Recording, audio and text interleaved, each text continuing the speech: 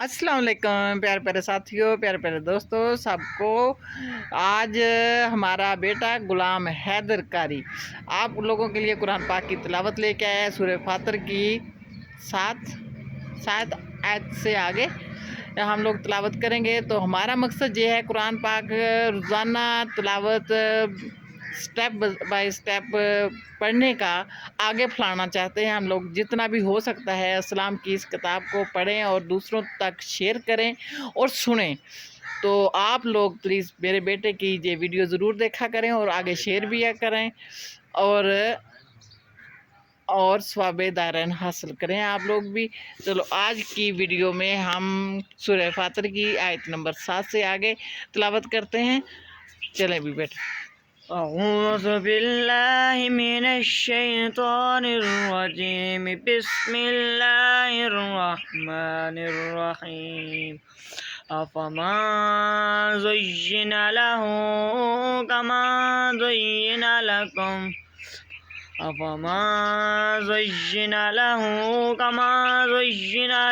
الشيطان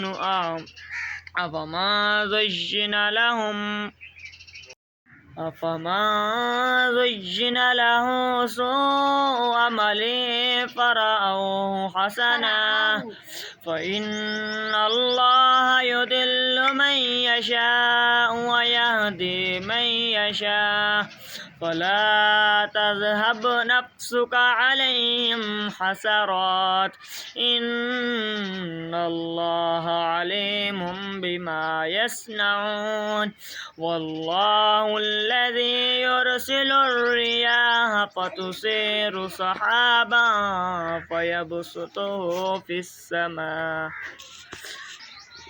والله الذي يرسل الرياح فتثير سحابا فسقناه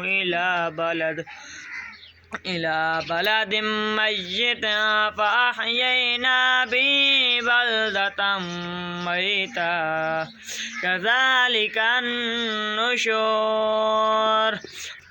من كان يريد العزة فلله العزة جميعا إليه يسعد الكلم الطيب والعمل الصالح يرفعه والذين يمكرون السيئات لهم عذاب شديد ومكر أولئك هو يبور والله خلقكم من تراب ثم من نطفة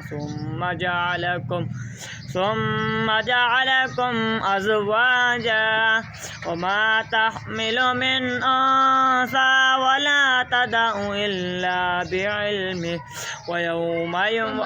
وما يعمر من معمر ولا ينقص من عمره إلا في كتاب إن ذلك على الله يسير وما يستوي البحران هذا عذب فرات وهذا ملح أجاج ومن كل تأكلون لحما طريا وتستخرجون حلية تلبسونها وترى الفلك فيه مواخر لتبتغوا من فضله ولعلكم تشكرون।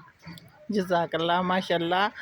आप लोगों को कैसी लगती है मेरे बेटे की ये वीडियो? ये तिलावत करनी है, आगे ज़्यादा से ज़्यादा इस्लामी वीडियो है, आगे ज़्यादा से ज़्यादा शेयर करें क्योंकि हमारा मकसद यही है कुरान पाक को आगे फैलाना। और जितना हम लोग आगे फैलाएंगे, जितना हम लोग शेयर करेंगे, उतना ही हमें भी सवाब होगा, आप लोगों को भी सवाब होगा। तो फिर मिलते हैं अगली वीडियो में इंशाल्लाह कल। अल्लाह हाफ़िज़, तब तक के लिए।